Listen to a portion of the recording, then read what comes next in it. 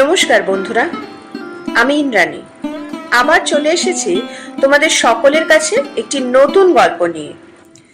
শুরুতেই একটা অনুরোধ করছি সবাইকে, আমার চ্যানেল এক ঝাঁক ইচ্ছেডানা বাই ইন্দ্রাণী যদি তোমাদের ভালো লাগে তাহলে চ্যানেলটা সাবস্ক্রাইব করে আমাকে উৎসাহ দিও। এছাড়া লাইক, কমেন্ট ও শেয়ার করতেও ভুলো না যেন। আর নতুন নতুন গল্পের আপডেট পেতে হলে বেল আইকন অল করে দিও সবাই। শুরু করছি আজকের গল্প। আশা করছি তোমাদের সবাইকে পাশে পাবো। স্বাধীনতার মানে, ভবানীপ্রসাদ মজুমদার। যে ছেলেটা বস্তা কাঁধে কাগজ কুড়োয় পাড়ায় পাড়ায়, যে ছেলেটা রোজ বাজারে মুরগি কাটে পালক ছাড়ায়, যে ছেলেটা রেস্তোরাঁতে ধুচ্ছে থালা গেলাস বাটি, যে ছেলেরা সারা জীবন খায় লাথি কিল চড় ও চাঁটি, ওদের কাছে প্রশ্ন করো, ওরা কি কেউ সত্যি জানে স্বাধীনতা কাকে বলে, স্বাধীনতার সঠিক মানে? যে মেয়েটা ভোর না হতেই মায়ের সাথে যাচ্ছে কাজে, যে মেয়েটা পরের বাড়ি কাপড় কাচে বাসন মাজে, যে মেয়েটা গোবর কুড়োয় ঘুঁটেও দেয় কয়লা বাছে, যে মেয়েরা পায় না আদর সারা জীবন কারোর কাছে, ওদের কাছে প্রশ্ন করো, ওরা কি কেউ সত্যি জানে স্বাধীনতা দেখতে কেমন, স্বাধীনতার সঠিক মানে?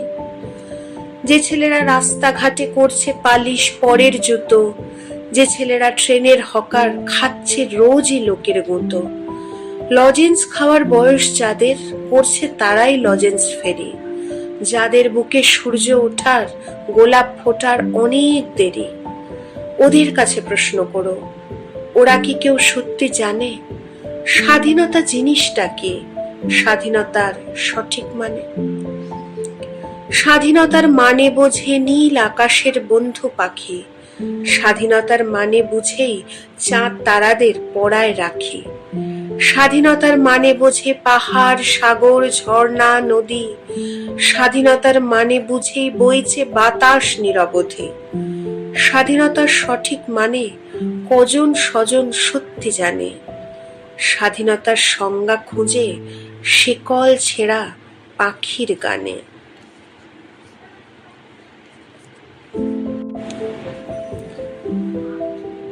আজ ৮০তম স্বাধীনতা দিবস।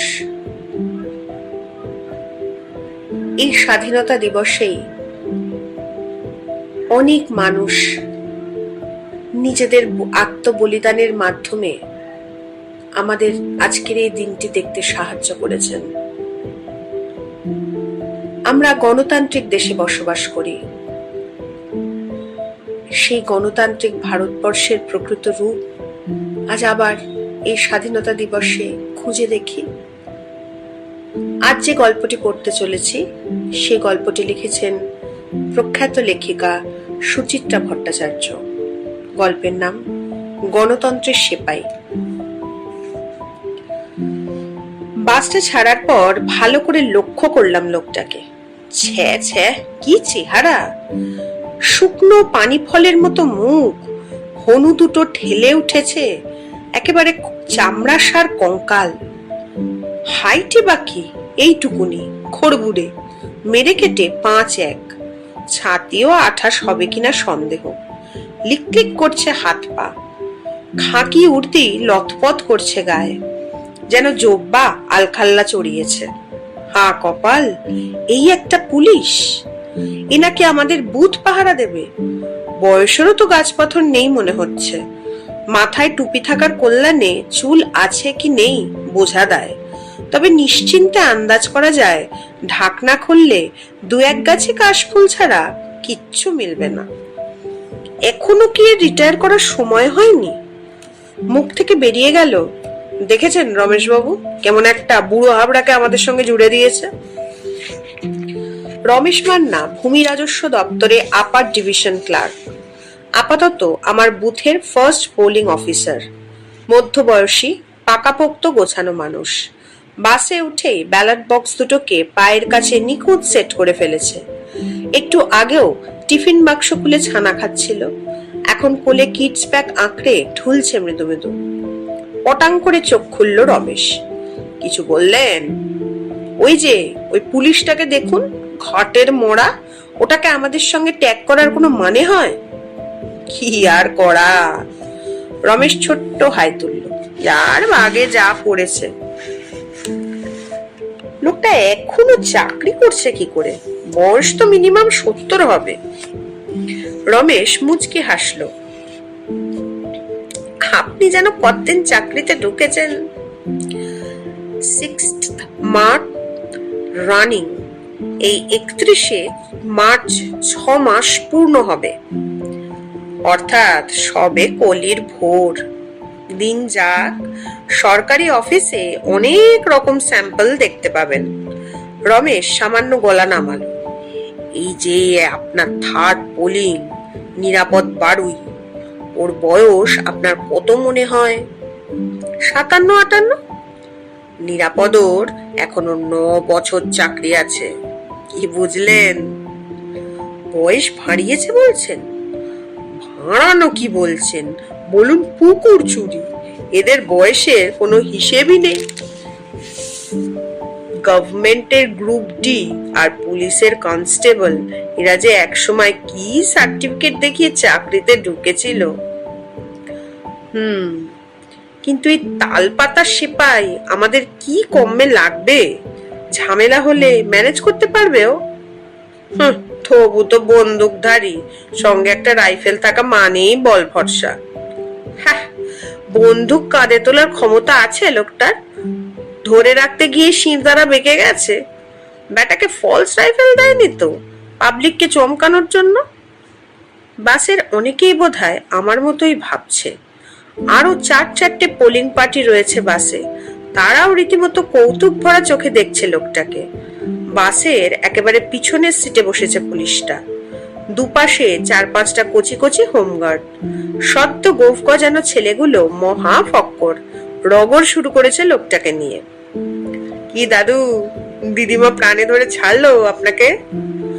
ছোলা ছাতু সঙ্গে বেঁধে নিয়েছেন তো দাদু? কাল কিন্তু আপনাকে লড়তে হবে।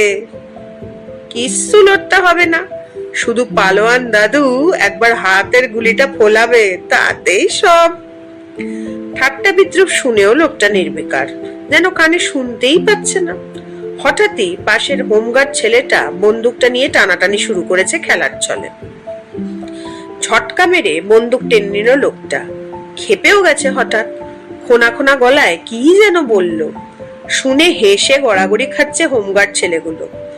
আমার বুথের 2nd পোলিং অফিসার তরিৎ সাহা বসে আছে কনস্টেবলটার সামনে। সেও দেখি যোগ দিয়েছে মশকরায়। উত্তেজিত মুখে তেড়ে তেড়ে উঠছে তালপাতার সেপাই, দাঁত মুখ খিঁচোচ্ছে।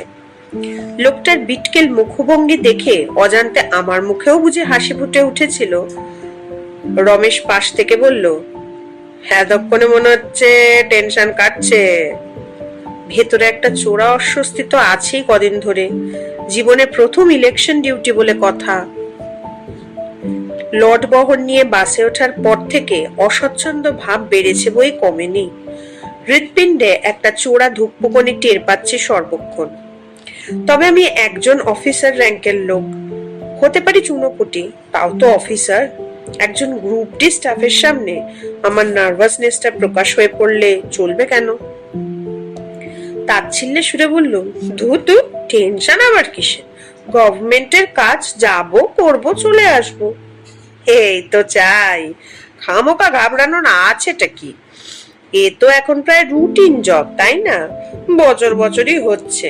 হয় স্টেট, নয় সেন্ট্রাল, নয় মিউনিসিপ্যালিটি, নয় পঞ্চায়েত, কিছু না কিছু তো লেগেই আছে। জানেন এই নিয়ে আমার কটা ইলেকশন হলো? কটা? 13টা। তার মধ্যে 3বার পঞ্চায়েত ডিউটি। এখন ভোট নেওয়াটা আমার কাছে জলবাদ হয়ে গেছে। সে আপনাকে দেখেই বোঝা যায়। তা যায়। তবে কি জানেন বোসবাবু, প্রথমবার ভোট করার আগে আমিও খুব ঘাবড়ে মাবড়ে, সব একেবারে বন্ধ হওয়ার জোগাড়। সেবার অবশ্য ডিউটিও পড়েছিল বেশ ডিস্টার্বড এলাকায়, প্রপার হাওড়ায়, বেলিলিয়াস রোডে। আমার প্রিসাইডিং অফিসার ছিলেন এক অধ্যাপক, বয়স্ক মানুষ, তবে তারও সেবার প্রথম ডিউটি। তিনিও বেজায় নার্ভাস, ঠক ঠক কাঁপছেন। তার কাঁপুনি দেখতে দেখতে আমার ভয় উবে গেল। সে তুলনায় আপনি তো যথেষ্ট স্টেডি আছেন। হাসি পেয়ে গেল। যাক, টেনশনটা তাহলে মোটামুটি লুকোতে পেরেছি। আলগাভাবে বললাম, না, একটু আনইজিনেস তো আছেই। একেবারে অজানা অচেনা জায়গায় যাওয়া, সেখানকার লোকজন কেমন হবে। আপনি কিছু খোঁজ নিয়েছেন মান্নাবাবু? কি ব্যাপারে? মানে জায়গাটা কেমন? খোঁজ নেওয়ার কি আছে, আমাদের বাসের এই 5টা টিমকে দেখলেই তো আঁচ করে নেওয়া যায়। কিরকম?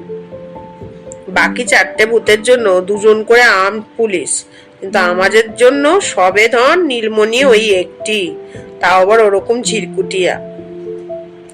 অর্থাৎ আমাদের সেন্টারটা মোটামুটি পিসফুল। ঠিক ধরেছেন, হয় খুব শান্তিপূর্ণ এলাকা, নয় পুরোপুরি এক পার্টির রাজত্ব। তাও একটা কথা মনে রাখবেন, লোকাল লোকের সঙ্গে একদম নো মাখামাখি। পোলিং এজেন্টদের সঙ্গে তো নয়ই। হাসি মুখে কথা বলতে পারেন, কিন্তু দূরত্ব রেখে। 1 কাপ চা খাওয়ালো খেলেন, তার বেশি নয়। ট্রেনিং এর প্রথম দিনটি থেকেই পাখি পড়ার মতো কথাগুলো শুনিয়ে আসছে রমেশ মান্না। হয়তো আমার শুভাকাঙ্ক্ষী হিসেবেই বলছে, কিংবা আমার বয়সটা কম দেখে নিজেকে একটু বেশি বেশি অভিভাবক ভাবছে। তা ভাবুক, কাল কাজটা ভালোই ভালোই তুলে দিলে বাঁচি। বেশিরভাগ ক্ষেত্রেই অধিক বাগাড়ম্বর করা লোক প্রকৃত কাজের সময় শূন্যগর্ভ প্রতিপন্ন হয়। পকেট থেকে সিগারেট বার করতে গিয়েও রেখে দিলাম। বড্ড বেশি ধূমপান হয়ে গেছে আজ, জিভটা কষ্টে মেরে আছে। এখন একটু চা পেলে ভালো হতো, কিন্তু বাস বোধহয় কোথাও আর থামবে না। জানালার বাইরে চোখ ফেরালাম। দুপুরে চড়া তাপ আর নেই। বাইরে এখন এক মনোরম বিকেল। বম্বে রোড ধরে ছুটছে বাস। দুধারে ছোট বড় মাঝারি কলকারখানা, ফাঁকে ফাঁকে সবুজ, গাঢ় সবুজ, হালকা সবুজ, হলদেটে সবুজ। সবুজ দুলিয়ে ফাল্গুনের হাওয়া ঝাপটা মারছে মুখে চোখে। ভালোই লাগছে। সকাল থেকে বড্ড ধকল গেছে আজ। চোখের পাতা জড়িয়েও আসছে একটু একটু। সেই কোন 7:30টায় নাকতলা থেকে বেরোনো, 10টার মধ্যে উলুবেরিয়ার হসপিটাল চত্বরে এসে রিপোর্ট করা, তারপর সমস্ত মালপত্র দেখে বুঝে নিয়ে তৈরি হওয়া।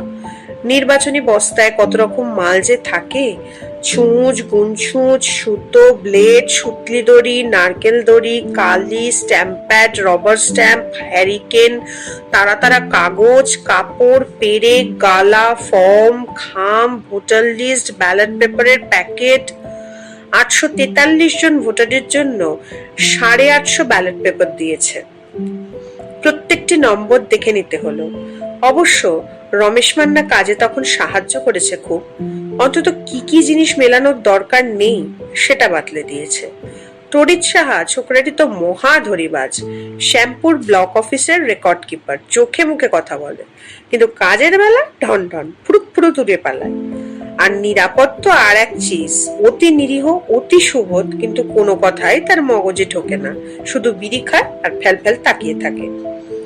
যে 2টো ব্যালট বক্স তুলে আনলো, দুটোই ডিফেক্টিভ। বদলে আনতে বলা হলো, গিয়ে ভেবা গঙ্গারামটি হয়ে দাঁড়িয়ে আছে। কোন বাসটায় যাবে সেটা খুঁজতে পর্যন্ত ঝাড়া 1 ঘন্টা লাগিয়ে দিল। এই টিম নিয়ে কাল যে আমার কি হাল হবে। ভাবতে ভাবতে চোখ চলে গেছে লোকটার দিকে। আশ্চর্য, বেমালুম ঘুমোচ্ছে। মাথা ঠুকে গেছে বুকের সঙ্গে। কানের পাশ দিয়ে খাড়া হয়ে আছে রাইফেলের নল।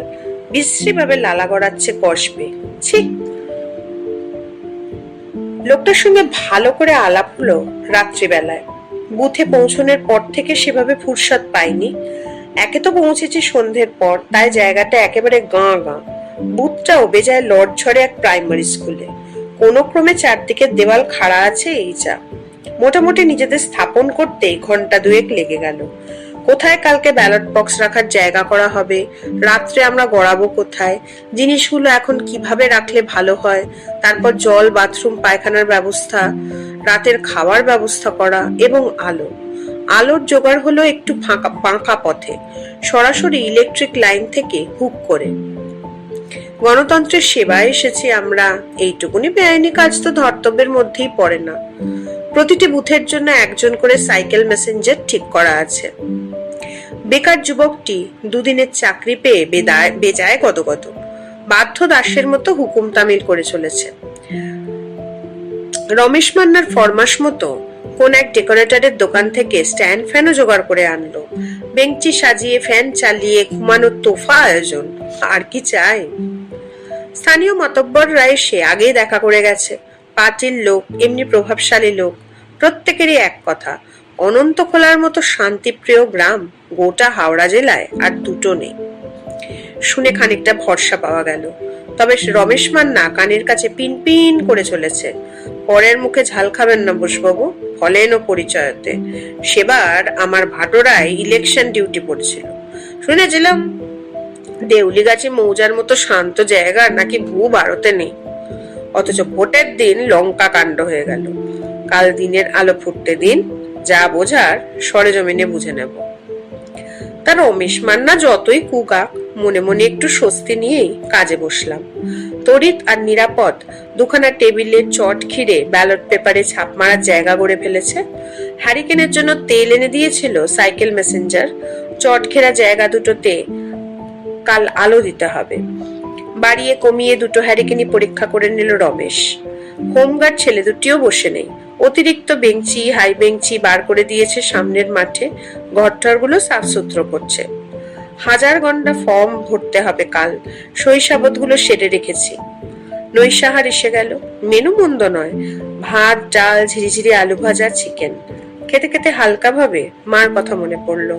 খুব কি দুশ্চিন্তা করছে আজ? নিশ্চয়ই টিভি খুলে বারবার খুঁজছে হাওড়ার কোথাও কোনো গন্ডগোল হলো কিনা।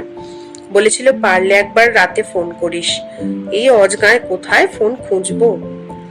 স্কুলের সামনে ফালি মাঠ, একপাশে ছোট্ট পুকুর। খাওয়া সেরে পায়ে পায়ে পুকুর পাড়ে গিয়ে দাঁড়ালাম। আরাম করে একটা সিগারেট ধরিয়েছি। হাওয়া বইছে মৃদুমন্দ, দক্ষিণা বাতাস, হৃদয় জোড়ানো।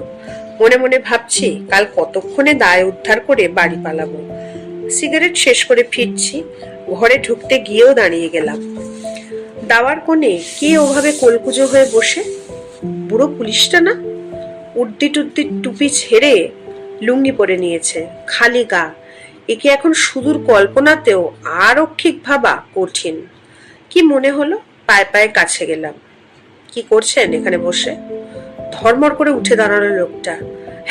আগে স্যার, একটু টান মতো উঠছিল, তাই হাওয়ায়। আপনার অ্যাজমা আছে নাকি? না, মানে তেমন কিছু নয়, এই একটু গরম শীতের মধ্যখানে একটু। সর্বনাশ, কাল তাহলে আপনি ডিউটি করবেন কি করে? সঙ্গে সঙ্গে লোকটা টান টান, হাড়ের খাঁচা প্রকট হয়েছে আরো। তড়িঘড়ি বলে উঠলো, না স্যার, ডিউটি আমি ঠিক ঠিক করে দেবো। একটু ঘুমিয়ে নিলে দেহ টাটকা হয়ে যাবে।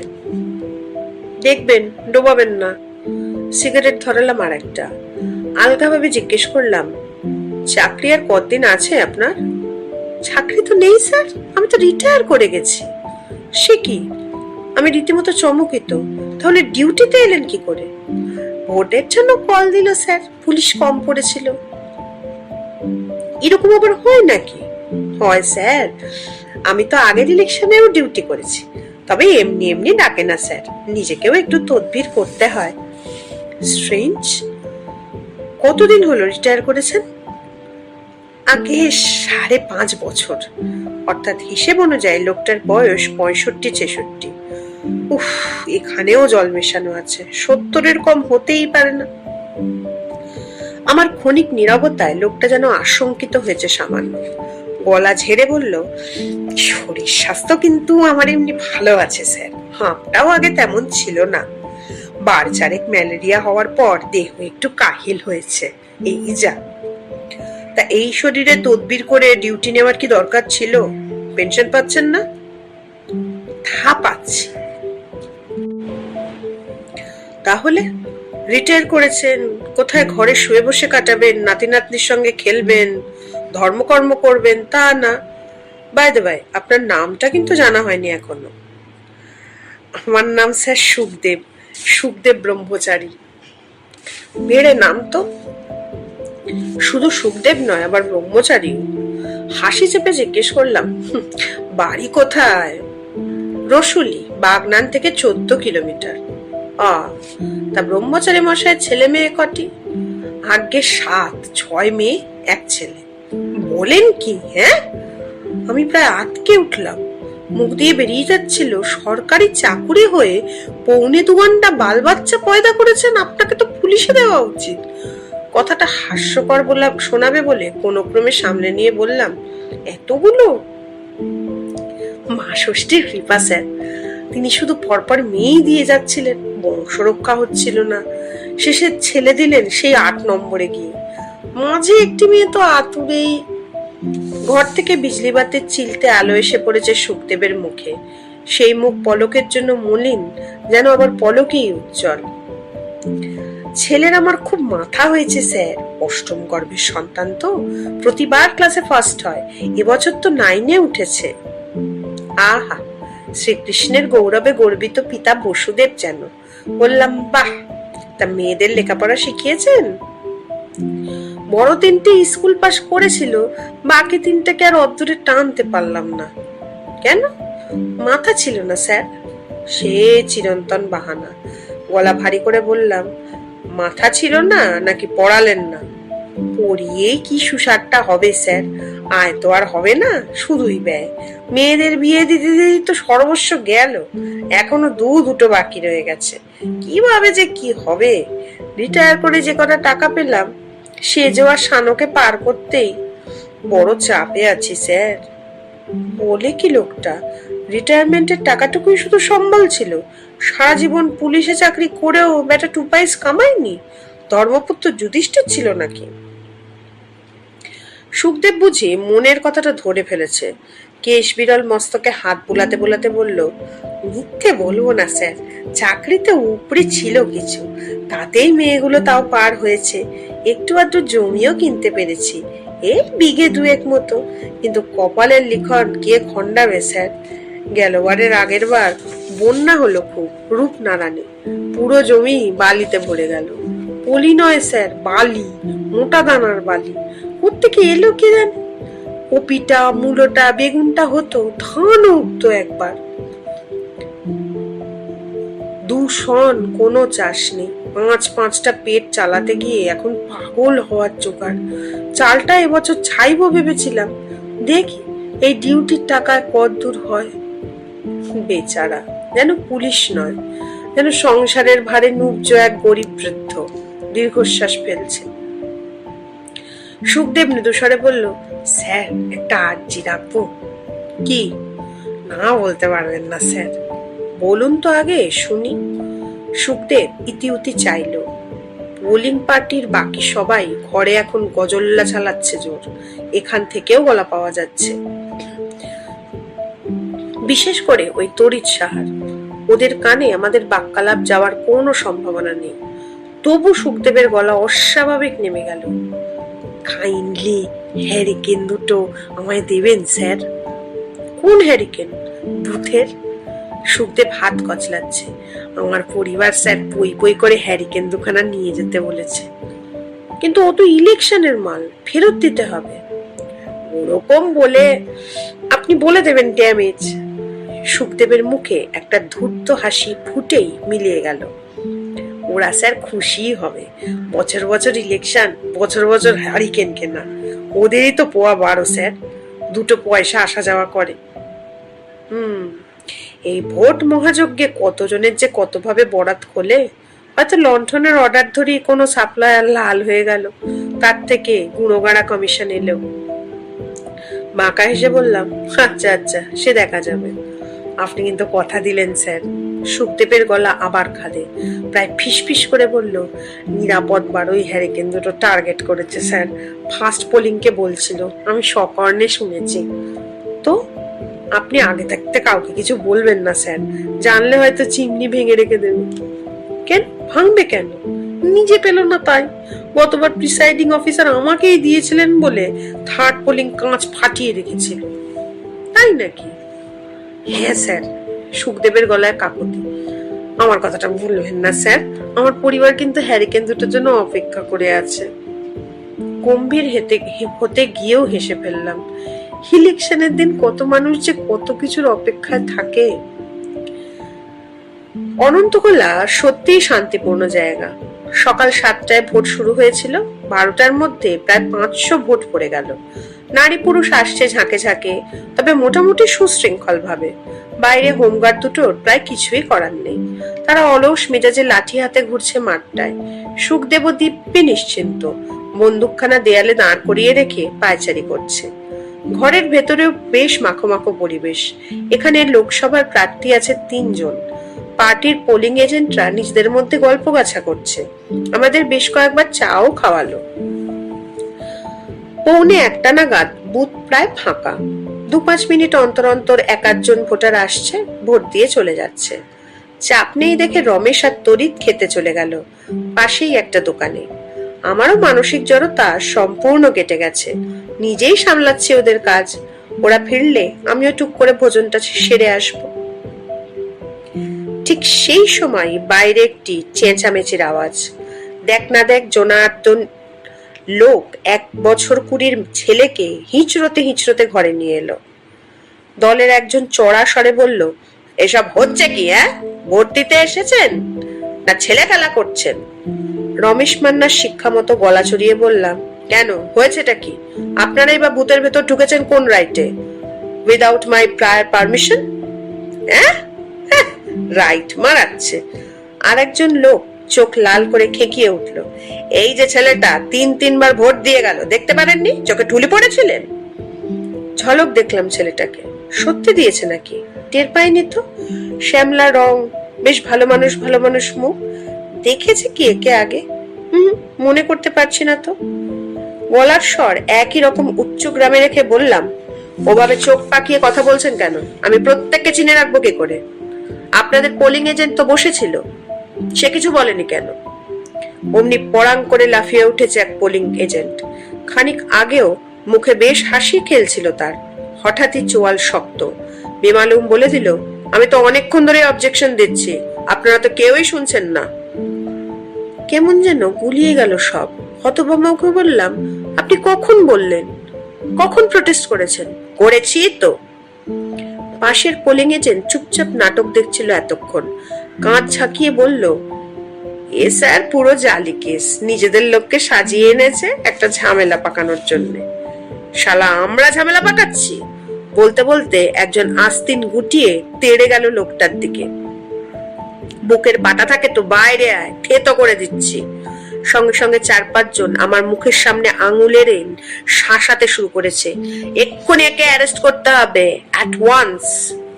আমার হাঁটুর জোর এবার কমে এসেছে, তবু বললাম, ও যে 3 বার ভোট দিয়ে গেছে, তার প্রমাণ কি? আমরা বলছি সেটাই প্রমাণ, সাহসটাকে তো অস্বীকার করুক। বলতে বলতে ছেলেটার কলার ধরে ছাকাচ্ছে এক সন্ডা মার্কা। কি রে, বল বল, কবার ছাপ মেরে গেছিস, বল। গতিক সুবিধের নয়, ছেলেটা বোবা হয়ে আছে। অ্যারেস্ট কি করব, কিভাবে করব? পরিস্থিতি আয়ত্তে আনার চেষ্টায় মরিয়া হয়ে গলা মোলায়েম করলাম, ছেড়ে দিন না ভাই, যা হওয়ার তো হয়েই গেছে, বাইরে গিয়ে মিটিয়ে নিন না। ও, তার মানে আপনি কিছু করবেন না? তাহলে ভোট নেওয়ার প্রহসনটা করছেন কেন? নিতে হবে না ভোট, বন্ধ থাকুক। আর একদল উচ্চ স্বরে নিনাদ করতে করতে আসছে বাইরে থেকে। ঘর থেকে বেরিয়ে গেল কয়েকজন। তীব্র স্বরে বচসা চলছে দুপক্ষের। ভালো মতো ভিড় জমে গেছে একটা, দক্ষযজ্ঞ প্রায় বাঁধে বাঁধে। আমার একেবারে কিং কর্তব্য বিমূঢ় দশা। 2 হোমগার্ড সিটিয়ে দাঁড়িয়ে আছে, নিরাপদ সিটে বসে কাঁপছে ঠক ঠক। সুখদেবকে দেখা যাচ্ছে না, ভয়ে সেও কোথাও লুকিয়ে পড়ল নাকি। তখনই তীক্ষ্ণ গলায় হুঙ্কার শোনা গেল, খবরদার! উত্তেজিত জনগণ যেন থমকে গেছে সহসা।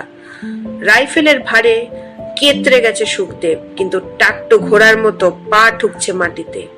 হচ্ছেটা কি এখানে? ইলেকশনের কাজে বাধা দেওয়া? ভিড় পাতলা করুন, ভিড় পাতলা করুন। এই ফুঁকো সিপাইটার ডায়ালগ শোন। কে কে বললো কথাটা? ঝটাক করে উঠে দাঁড়িয়েছে সুখদেব। পুলিশের সঙ্গে রোয়াব? স্যার, আপনি একবার অর্ডার করুন তো।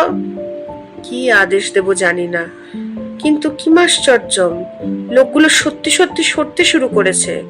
রমেশ তরি তো ছুটতে ছুটতে এসে পড়েছিল, রমেশ হাত মুখ নেড়ে বোঝানোর চেষ্টা করছে সকলকে। তোরই তো।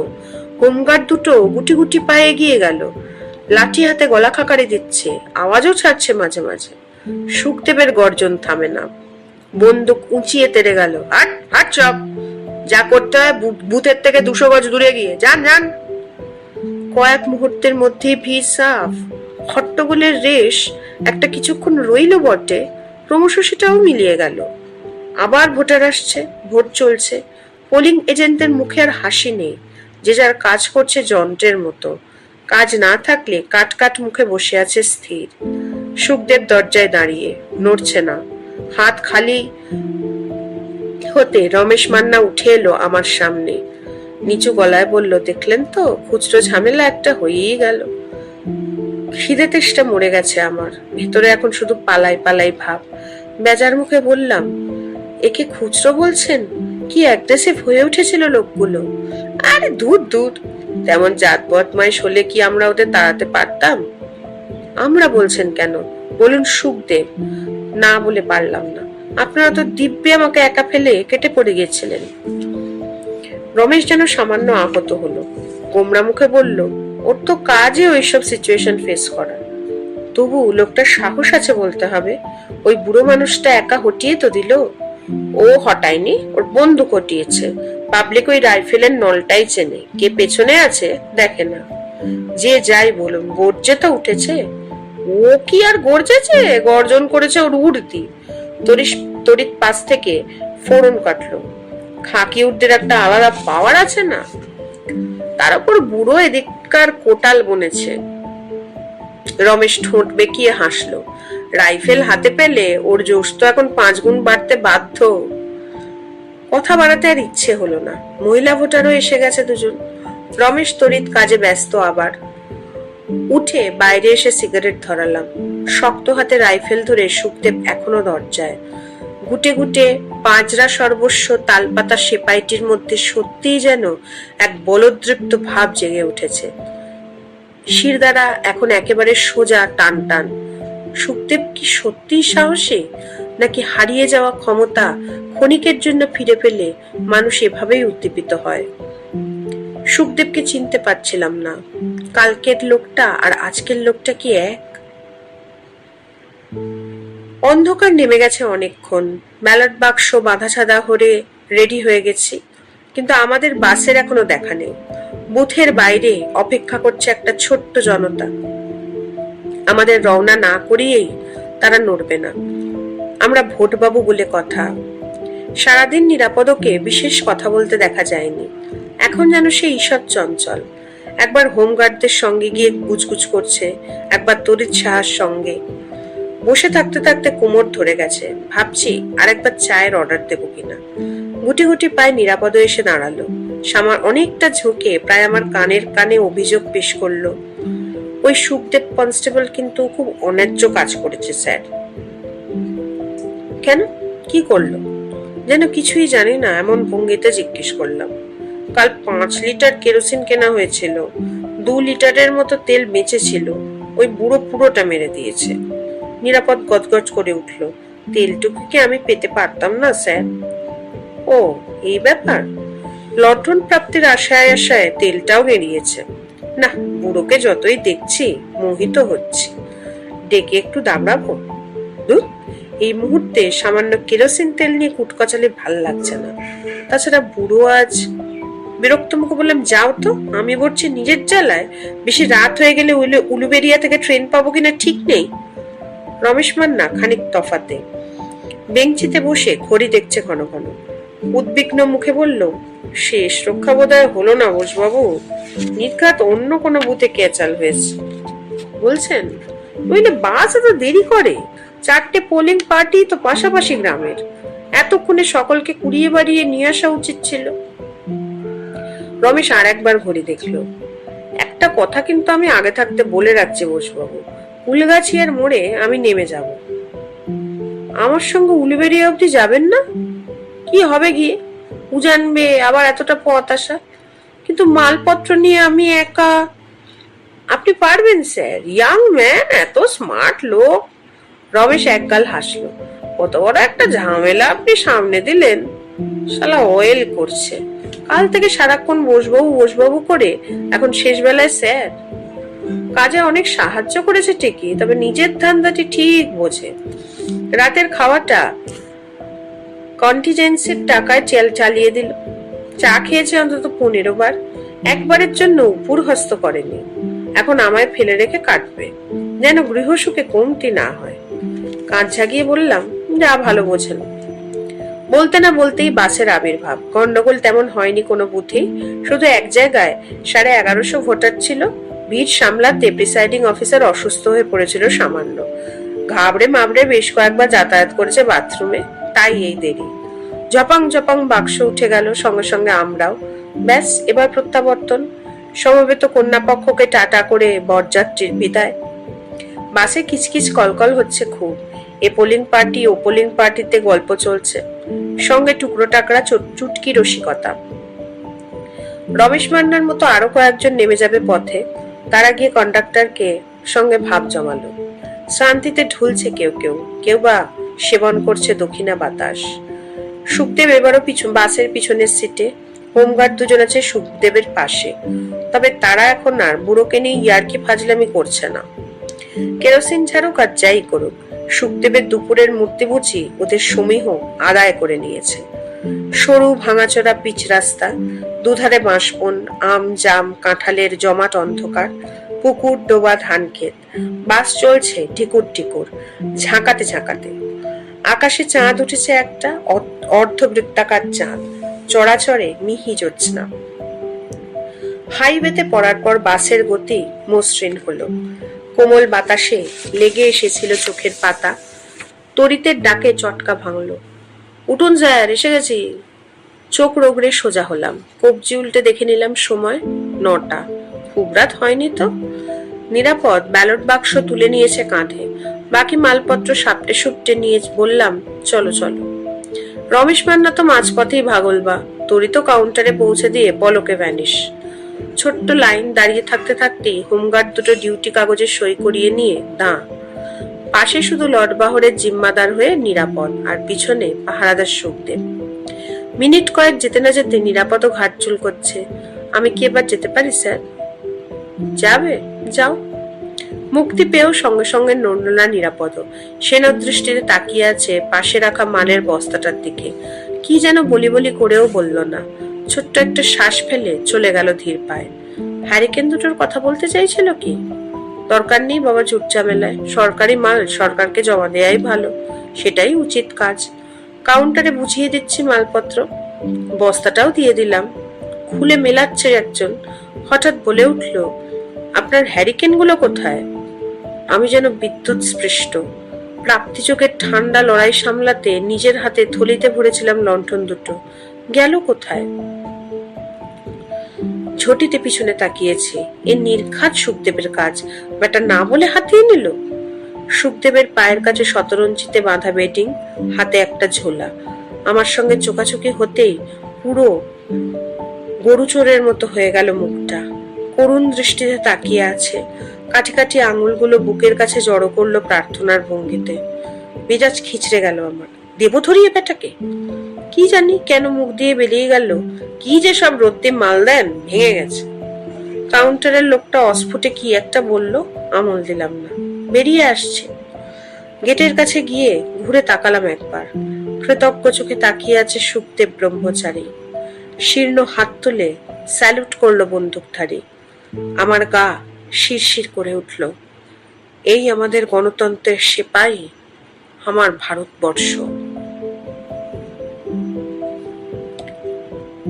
ব্যাস, আজ এইটুকুই। তাহলে বোঝা গেল গণতান্ত্রিক ভারতবর্ষের আসল স্বাধীনতার মানে। এবার নিজেদেরকে প্রশ্ন করার পালা, আমরা সত্যি স্বাধীন তো? গল্পটি ভালো লাগলে একটা লাইক করে এবং একটু কমেন্ট করে জানাবেন। লিঙ্কটি শেয়ার করে অন্যকে শুনতে সাহায্য করবেন। আর আমার কাজ ভালো লাগলে একটি সাবস্ক্রাইব করে আমার পাশে থাকবেন।